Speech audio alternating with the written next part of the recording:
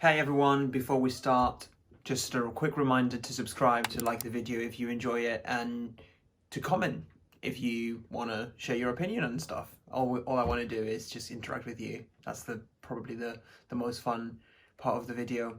The Final Empire, Mistborn 1. I don't know where I have my physical copy. I don't know if it's here, don't know if it's back home, don't know if it's in back home. Man, I am the worst, lousiest booktuber. I mean, I don't even have the quintessential bookshelf with, replete with books. You know what? I am going to fix that one. 1 second.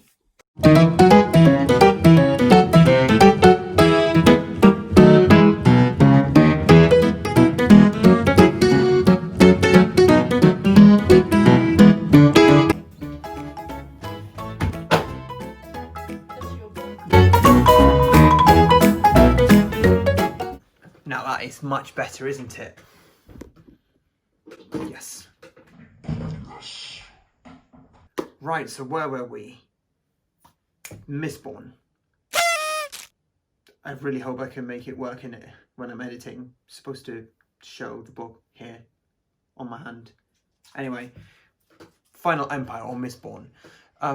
This book holds a very special place in my heart because it's the first book from Brandon Sanderson that I read, and I think it's also the recommended entry in the COSMERE.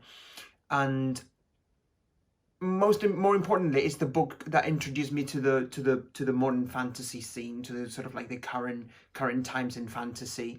And certainly it's the book that introduced me to heart systems or technomagic, and it made me become interested in it. But before getting into too much detail, let's get into it.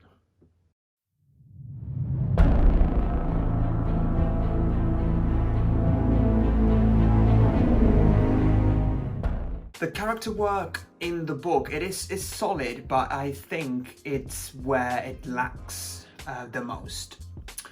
Let's do it in parts.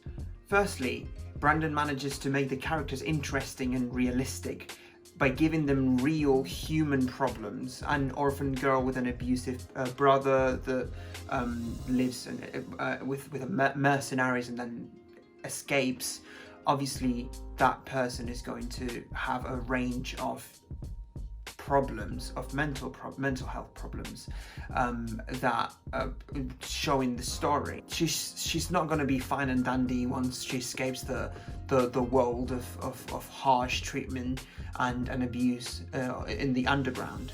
And I think this is one of the best aspects of Brandon's character work. His refusal to ignore mental health is such a treat, and of course, and it's done tactfully. It's not caricaturesque, and it just adds a layer to a character, and it makes you connect to the character on another level.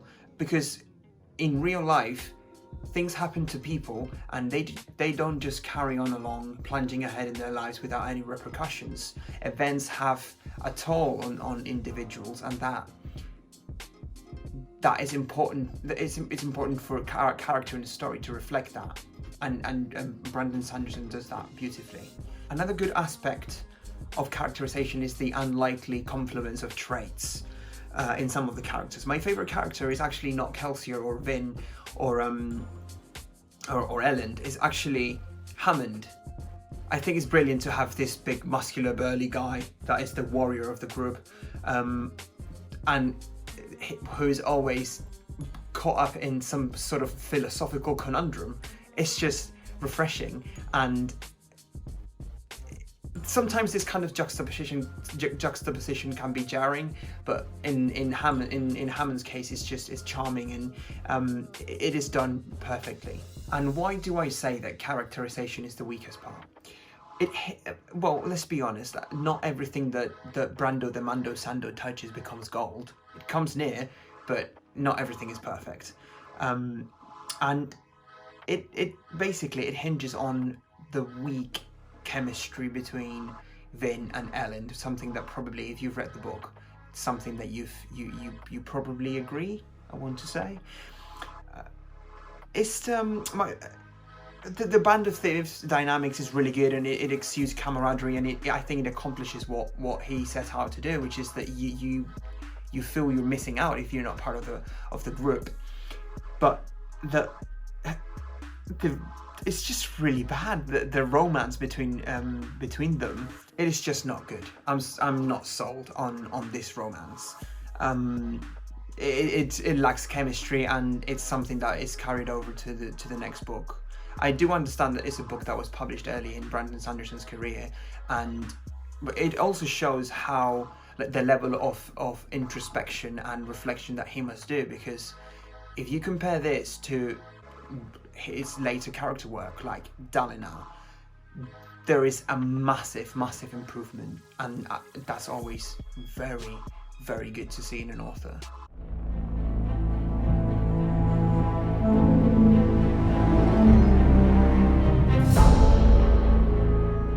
So now on to the plot, and what a plot it is. I know that Mistborn has an incredible magic system, powerful characters, and a thrilling world, but I am a firm believer that the best aspect of this book is actually its plot.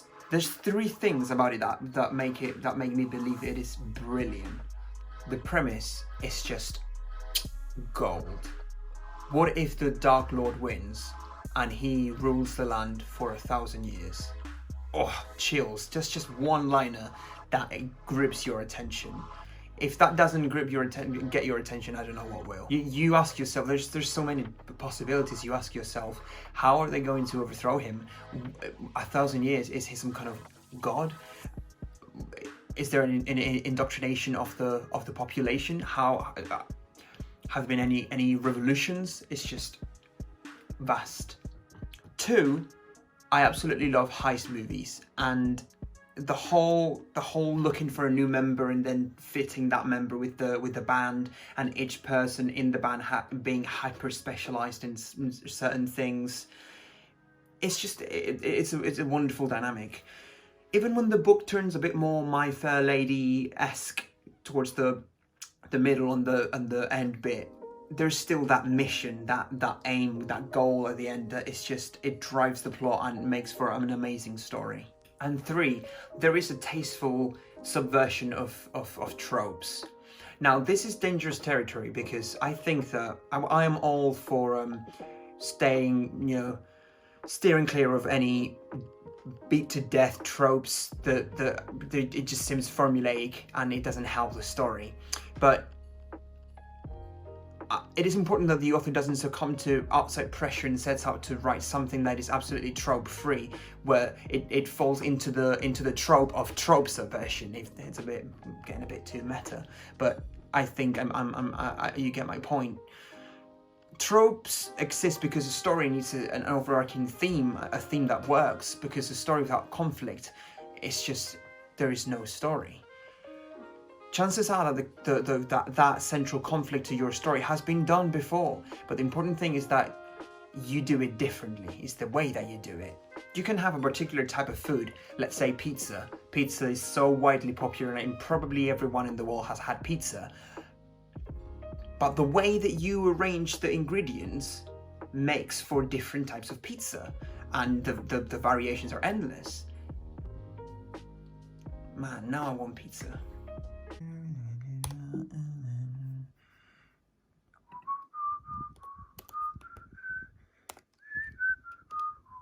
In literature, tropes are those ingredients, and man, Brando the Sandomando makes a mean pizza. Anyway, the tropes that are shattered in this book are done beautifully. The Dark Lord loses, is shattered, obviously. We have the damsel in distress shattered. We have the chosen one shattered, without getting into too many spoilers.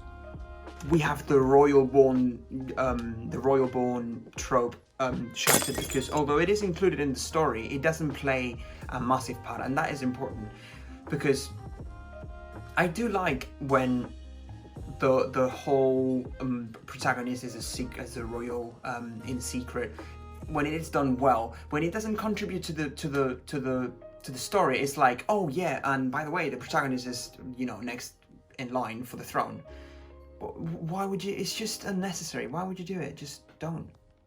And the best trope that I think is shattered is the good versus evil trope, because Kelsier and his band of misfits and thieves, they're not after the Dark Lord, really. They're not after the overruling of this establishment for the liberation of slaves and instating a fair government. What they want is money, and it's just so cool. I would go so far as to say that Mistborn has probably one of the best plots I've ever read in my entire life.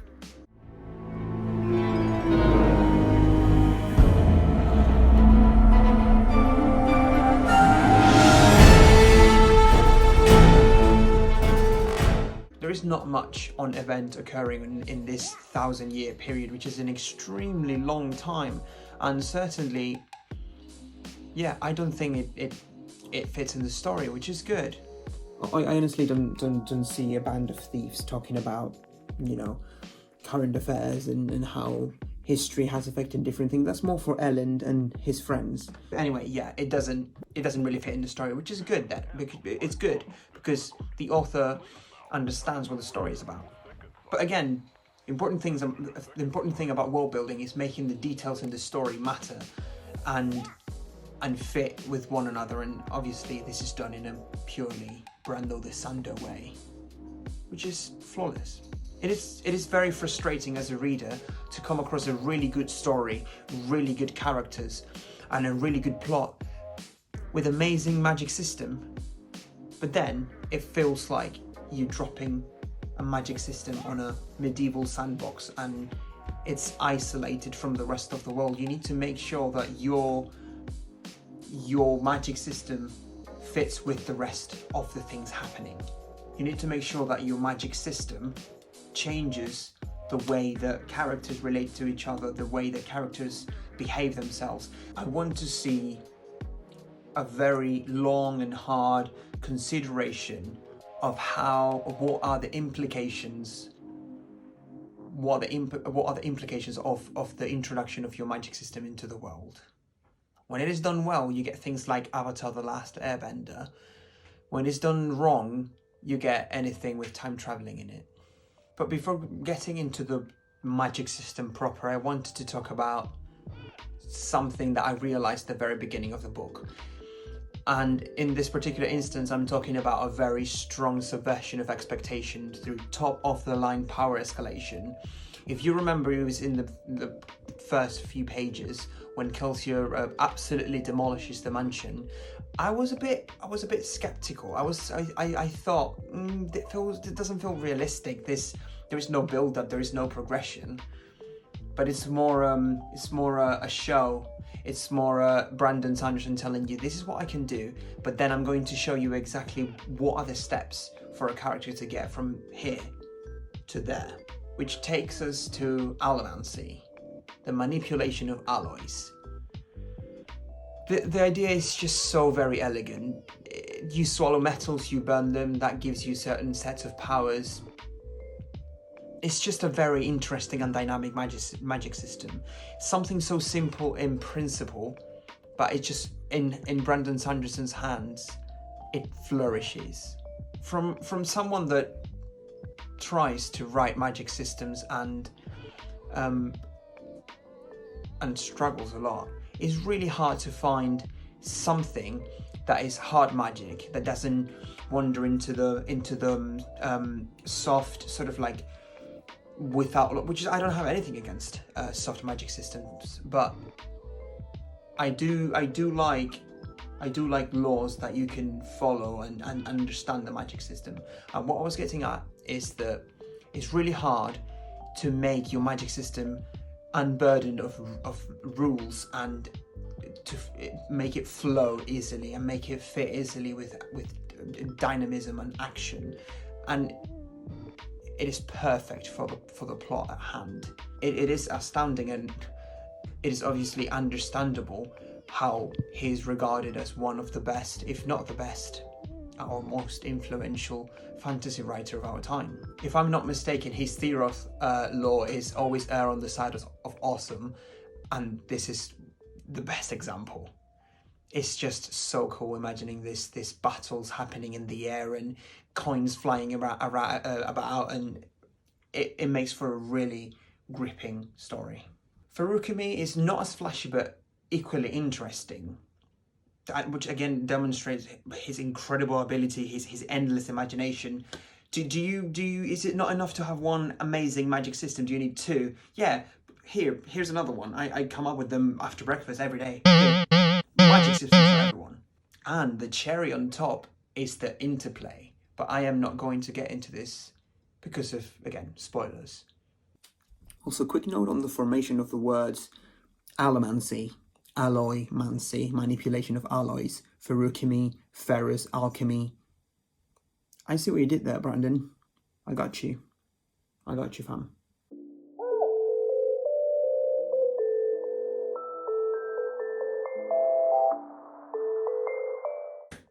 Right, okay, in here I want to talk about action and writing action more specifically.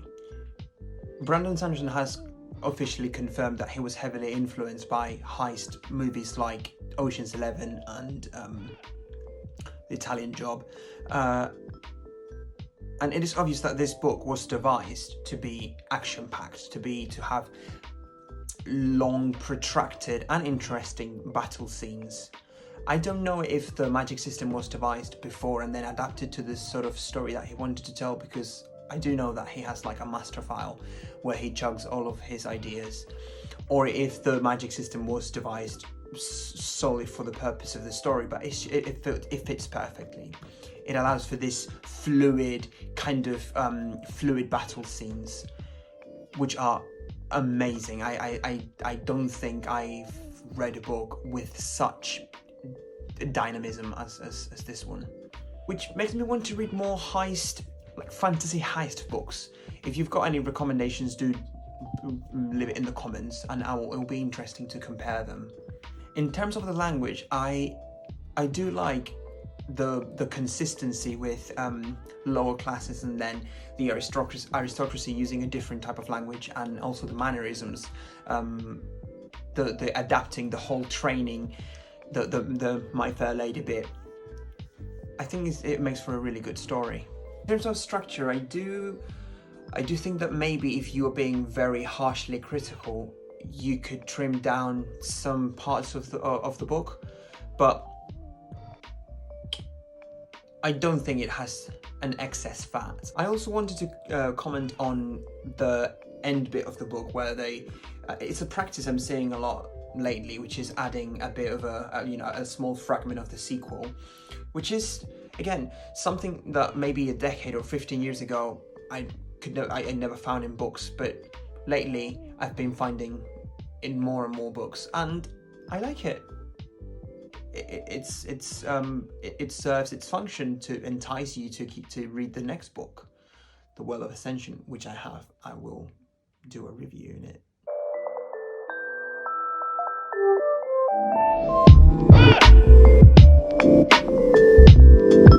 As for the post-reading sensation, this book gets my coveted immaculate vibes, because I read it 2 summers ago, and it was a holiday.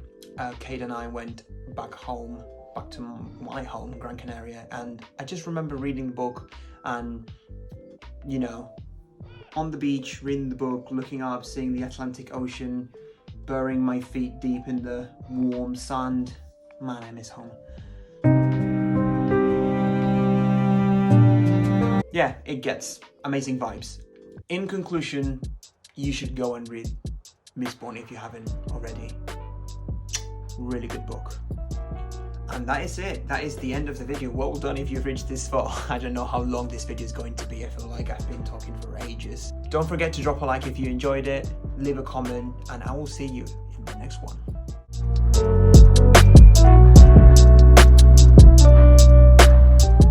I'm going to repeat that, I think, because I am babbling a lot.